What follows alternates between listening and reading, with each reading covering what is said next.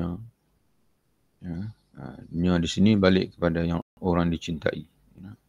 Jadi orang yang menyintai itu dia akan memberi bantuan kepada siapa saja yang dia cintai. Dan dia akan berusaha untuk menghindarkan bahaya, kemudaratan. Dia akan cuba protect. So, umpama seorang ibu yang mengasihi anaknya. Dan mencari segala sarana untuk membantunya mencapai semua tujuan dan kemaslahatannya, baik menyangkut dirinya, anak-anaknya dan kerabatnya.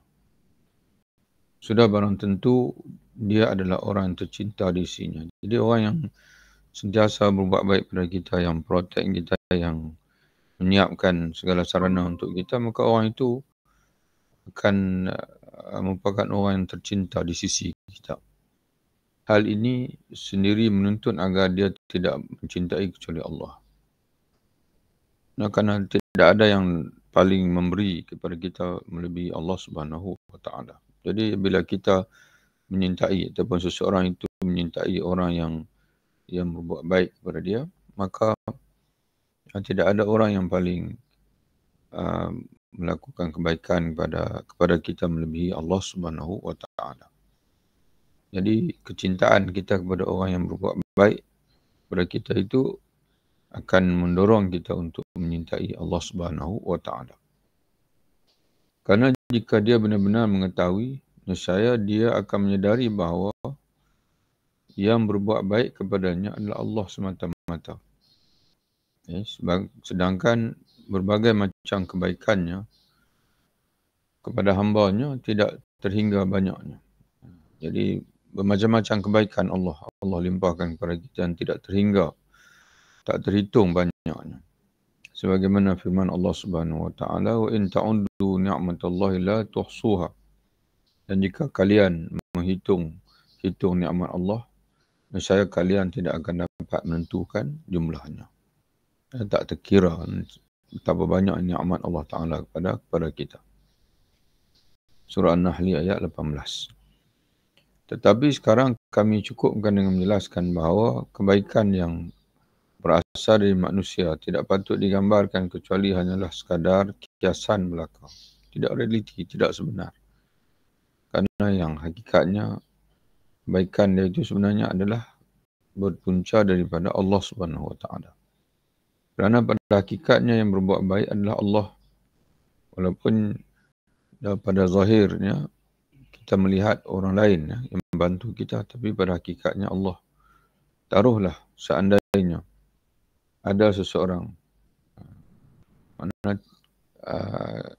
contohnya, diberi contoh kepada kita. Seandainya ada seseorang yang menyerahkan seluruh simpanan dan miliknya kepada anda, dengan mempersilakan anda untuk menggunakan semua sesuka hati anda, tentu anda akan mengira bahawa kebaikan itu berasal dari orang tersebut. Ini jelas salah. Ya. Kebaikan orang itu terjadi semata kerana limpahan harta darinya. Ini dari Allah. Berkat kekuasaan terhadap harta yang diberikannya, ini berikan Allah kepadanya. Jadi orang yang buat baik pada kita itu, yang memberikan seluruh harta kepada kita itu, zahir nampak dia yang beri, tapi sebenarnya daripada Allah. Kerana Allah lah yang mendorong dia untuk memberi kepada kita. Kebaikan orang itu terjadi semata-mata kerana limpahan harta dari Allah. Yang ini yang pertama, harta itu sendiri daripada Allah. Kemudian berkat kekuasaan terhadap harta. Jadi kekuasaan dia, pemilikan dia terhadap harta itu adalah berkat harta yang diberikan Allah kepadanya. Dan berkat dorongannya untuk memberikan, mana Allah yang mendorongkan dia untuk memberikan seluruh hartanya kepada anda.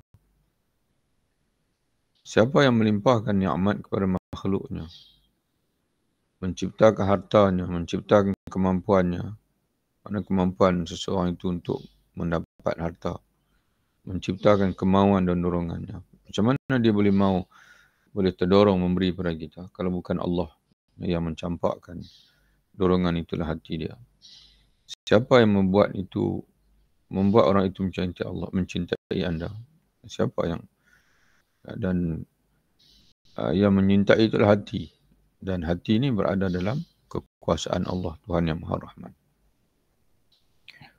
Qulub bani Adam baina asbu'aini min asabi'ir Rahman. Dalam hadis Nabi menyebutkan semua hati anak-anak Adam ini berada dalam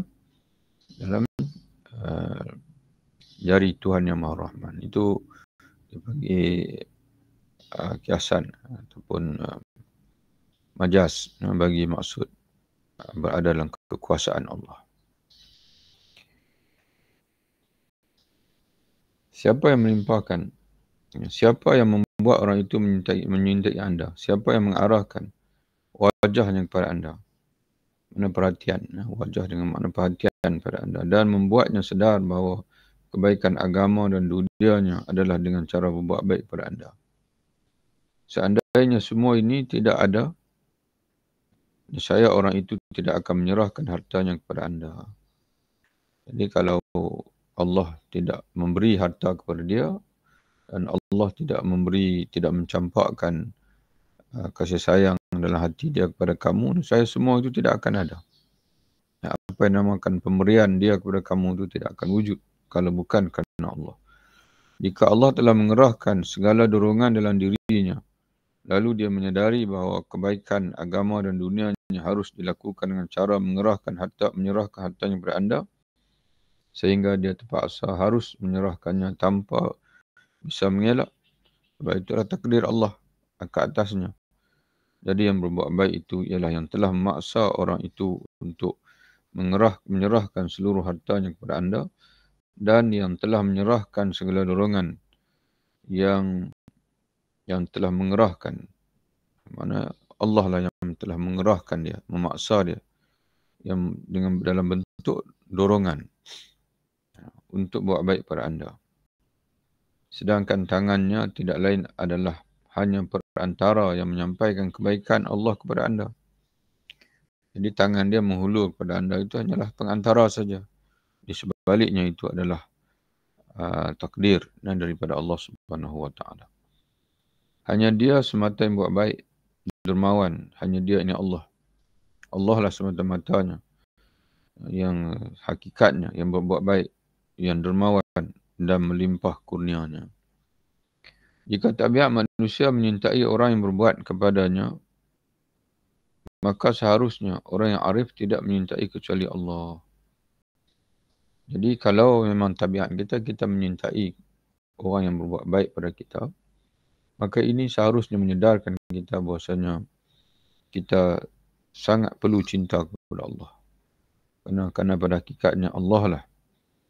Segala kebaikan itu datang daripada Allah, dan apa saja kebaikan yang kita terima daripada manusia, hakikatnya adalah daripada Allah Subhanahu Wa Taala. Kerana dialah semata yang berhak atas cinta ini. Itu yang kedua. Yang pertama, kita menyintai Allah terbit daripada kecintaan pada diri kita sendiri. Jadi kita sayang pada diri, maka kita perlu fikir, diri yang kita sayang ini siapa yang memberi anugerah kepada kita? Allah. Jadi orang yang mengenal diri, pasti dia akan mengenal Allah dan menyintai Allah Ta'ala. Yang kedua adalah lahirnya rasa mahabbatullah ini seharusnya akan bertambah kuat apabila kita melihat kita hidup di muka dunia ini, Allah mengizinkan hamba-hamba ada yang lain untuk menolong kita, membantu kita. Kalau tidak diizinkan Allah, saya tidak akan ada siapa pun yang berupaya untuk membantu kita atau memberi sesuatu kepada kita. Dan dorongan yang ketiga, kata dia, iaitu adalah cinta anda kepada orang yang berbuat baik terhadap dirinya sendiri, sekalipun kebaikannya itu tidak sampai kepada diri anda. Jadi menjadi tabiat manusia juga, dia cinta kepada orang yang baik. Walaupun kebaikan orang itu tidak sampai kepada dia. Contohnya dia lihat jauh di negara sana itu ada pemimpin yang adil, yang membela rakyatnya. Jadi dia akan rasa cinta, sayang pada orang itu. Walaupun kebaikan raja di negeri jauh di sana itu tidak melimpah kepada dia pun. Dan apabila dia melihat, dia mendengar ada raja yang zalim, menzalimi saudaranya Muslim di satu negeri, dia akan membenci. Walaupun bukan dia yang menerima kezaliman itu. Ini juga kata dia adalah berada dalam tabiat manusia. Jika anda mendapatkan berita tentang raja yang adil, berita tentang ahli ibadat, orang alim, kasih sayang pada rakyat dan lemah lembut pada mereka, sedangkan raja tersebut berada di salah satu belahan bumi nun jauh dari tempat anda. Kemudian anda juga mendapat berita tentang seorang raja yang zalim, sombong, fasik dan jahat, dan ia juga berada di negeri yang jauh dari tempat anda. Maka sesungguhnya dalam diri anda terdapat perasaan yang berbeza terhadap kedua raja tersebut. Hati anda pasti menyintai raja yang pertama sebab dia adil, baik pada rakyat dia, dan membenci raja yang kedua kerana zalim. Sekalipun anda tidak punya harapan dari mana anda tidak dapat mengharapkan kebaikan dari raja yang pertama dan keamanan dari kejahatan raja yang kedua. Mana walaupun dia jahat mana sekalipun, kita akan aman sebab jauh. Dia bukan raja kita. Kerana tidak adanya kemungkinan untuk datang ke negeri kedua raja tersebut. Mana tidak ada kemungkinan untuk kita hadir ke negeri kedua-dua raja, sama ada yang adil ataupun yang zalim tadi. Jadi tidak ada kemungkinan kita mendapat kebaikan ataupun tertimpa dengan kejahatan. Namun kenapa kita mintai dan salah seorang ini pula kita benci? Ini adalah cinta kepada orang yang berbuat baik. Kerana semata-mata dia adalah orang yang buat kebaikan. Bukan kerana dia buat baik kepada anda. Okay? Jadi dia nak beri tamsil. Kalaulah kita cinta kepada orang buat baik, itu fitrah kita, maka tidak ada yang paling baik melebihi Allah Ta'ala. Kalau Allah SWT ini, kalau sebelum ini kita baca yang 1 dan 2 itu kebaikan untuk diri kita. Allah bukan saja melimpahkan kebaikan untuk diri kita, bahkan untuk sekalian makhluk di atas muka dunia ini. Okay. Apa saja kebaikan yang kita dengar, maka semua itu berpunca daripada Allah Subhanahu Wa Taala.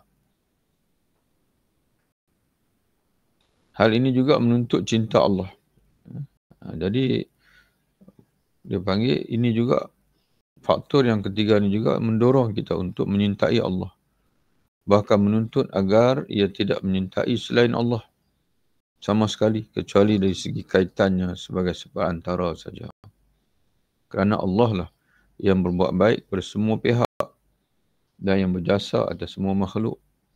Allah berjasa kepada mereka pertama dengan menciptakan mereka.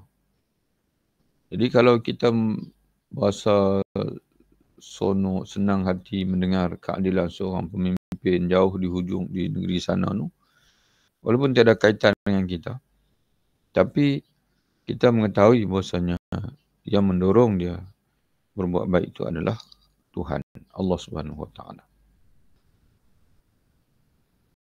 Allah berjasa kepada mereka.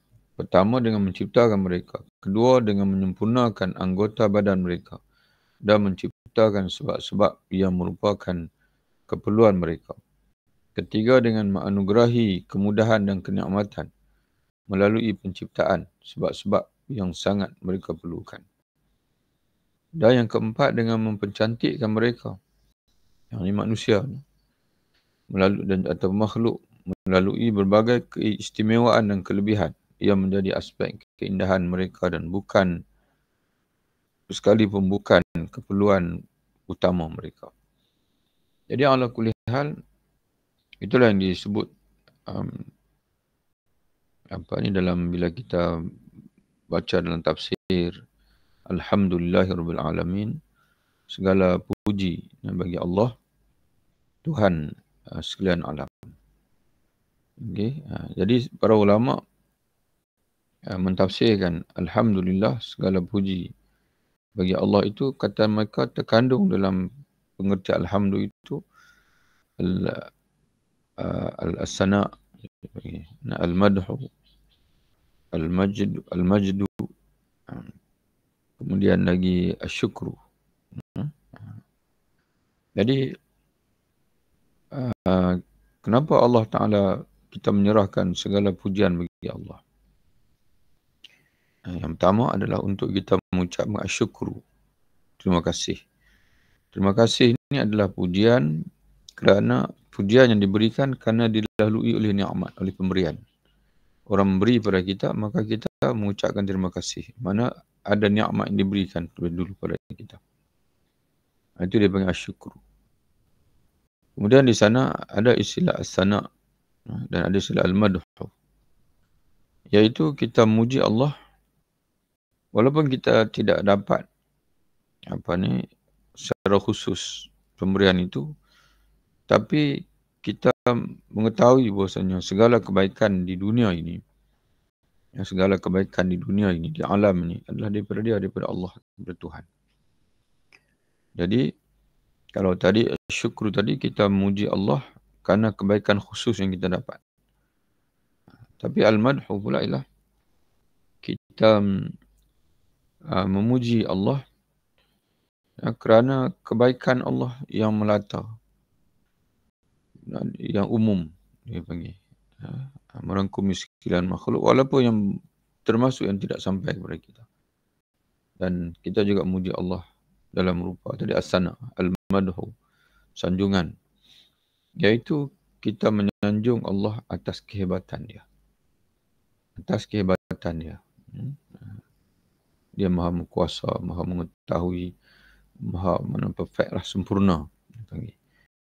Jadi begitulah juga dalam masalah kasih ini pun, walaupun ada benda-benda yang tidak sampai kepada kita, nikmat-nikmat Allah ini, tapi menjadi fitrah manusia normal ini, dia akan menyintai, menyayangi, menyukai orang yang dia dengar, orang itu buat baik.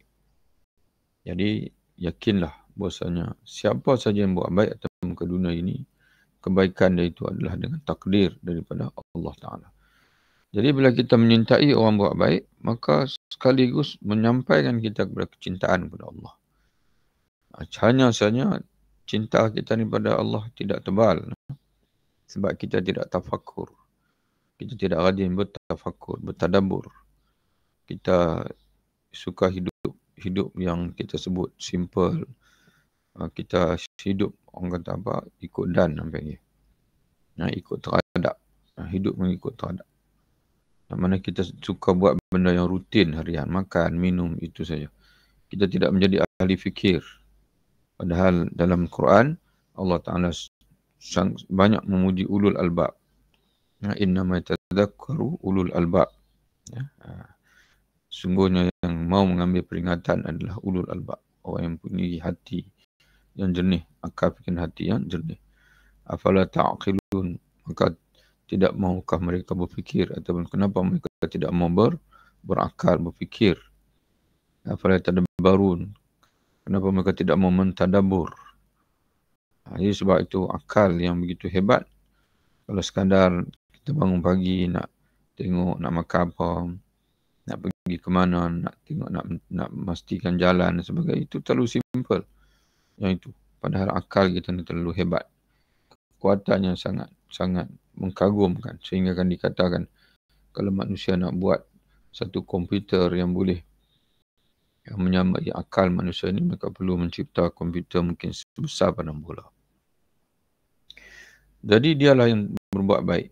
Bagaimana mungkin selain Allah dikatakan sebagai yang buat baik, sedangkan kebaikannya,